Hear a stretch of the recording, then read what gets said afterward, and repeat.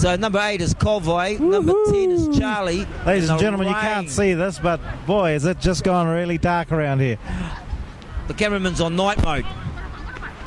And this is Pierre. And it's like a bowling ball because he gets tackled and the other guy falls over. And this is Eliza. Just hold the ball. And the hold the Fijians ball. are trying to get each other and square up. Oh, you wouldn't want to be passing at these conditions. And Gerald, he just had a headache before. He carries the ball dangerously loose. And he's going along. And what's happened there? Intervention by another touch judge. Oh, dear. Maybe the touch judges have all been given... if he can do it, I can. Yeah. A card that says you can... yeah, but he didn't stop the game. The referee stopped the game. The other touch judge stopped the game. So here we go. Now this guy should be going to the bin. We don't know which guy, Brian. No, it's an eel. You think? Came over the top. And he's going to call him. Hey, where's the sin bin? Where's the sin bin? Wake me up. It's all right, I've got your scorecard over here. And I'll be rating you. With all this going on, look, we've forgotten it's halfway through the second half. The Sea Eagles on the HORI signed scoreboard are 22 points. The Eels are zip. Zip as in 0. Hold on, Brian. Hold on. He's having a chat to him. He's having a chat to him. He has to go. I'm one-eyed, but the rules are the other guy got Simbin for head high. Good use. Good call, Willie. Use up a bit of time. Well, look, ladies and gentlemen, 19 minutes to go. We're counting the clock down. This is Daniel Toys on the opposite side. I'm told by a reliable source who had 20 cents riding on the last one that this is not his favoured side. But we want him. We want him to knock the mangoes off the tree. We actually want him to lose the ball so they delay the game even more. Someone said there's a shortage. Well, he's got the wind behind him. You can see those coconut trees there. They're really blowing. Daniel Tor. If he gets this, ladies and gentlemen, shut the gate. We're home. Warm up the karaoke machine. And he kicks it. It's coming around. He kicks it, and it bends, but it bends too late. Well, the Aussie money was right on the mark, wasn't it? You should have told him to do something different. Well, ladies and gentlemen, the rain. Everybody's looking for a dry spot to hide. Great take by Pio, son of Uppy. Oh, and he gets monstered. Oh, and there's a little short one coming from about 3 feet behind his back. That's Stanley. This is Pierre. There's 3 of them. Look, they're putting the grizzly hold bear on him. Look at that. Oh, it's a slow one. He got him. They got to protect the ball. There's 3, 4 in the tackle. Terry Pitty, the oldest guy on the field, the brother with the most. Colvai plays the ball. Jerry Usa, 5th and final. Maybe a drop kick here, Brian. Be worth it. It's coming up. Here we go. Looking, left foot, left pop. It's over.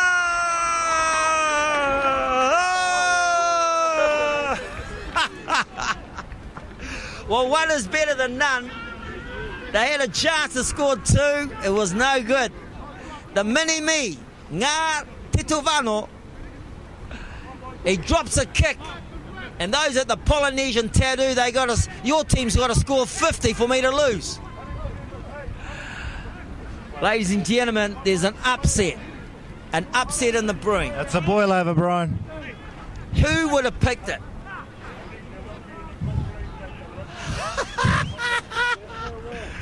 Who would have picked it? And here he goes. The referee's playing pointsman and he says, come back, come back, come back, you're on. He's going along and he's pointed out to the boy in the naughty seat. And he's been given instructions. No more of this. Else. Hey, how many times can you get sent to the sin bin? Twice, I suppose. As many times as you like until the referee decides you're gone. I always thought you get sent once, sent twice, it's bad. From bad is off. Oh, okay. But hey, over here you got to remember what numbers went in. And on one day we were here, there were 7 in the naughty seat. There wasn't enough room. They had to bring seats from the meeting house. All the officials had to stand up. They're in the concrete side. Possession. Oh, Ricky Cowan's been under immense pressure to keep for the his job. last 5 weeks. Today it could be a Cowan day. If your name was RC, you'd be jumping up and down. You'd be hard to try and contain the excitement. And I'm told they had a bad week at training.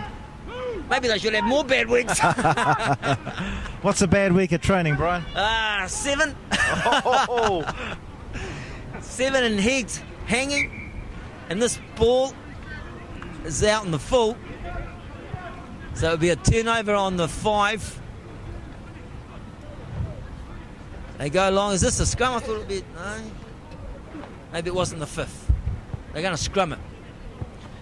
Just reminding some ladies and gentlemen that the game on Friday in Nutataki, the Sharks were a credible 20, but the Bulldogs were a better 38. Sharks 20, Bulldogs 38. Hey, I'll give you next week's draw. Here we go. Next week, the Panthers play the Sharks at home, the Warriors play the Eels at home, and the Bears play the Bulldogs at home. That's the draw for next week. The Sea Eagles have a break, but they'll be playing on Tuesday and Wednesday. The reserve grade will be playing the Bears up at Bearland, and on Wednesday the Premiers Bears are playing the Sea Eagles. Sea Eagles, yep. Catch-up game. Yeah, so that'll be 5 o'clock up at Raumaru Park. Raumaru Park, yep. Yep. Reserves on Tuesday, Premiers on Wednesday.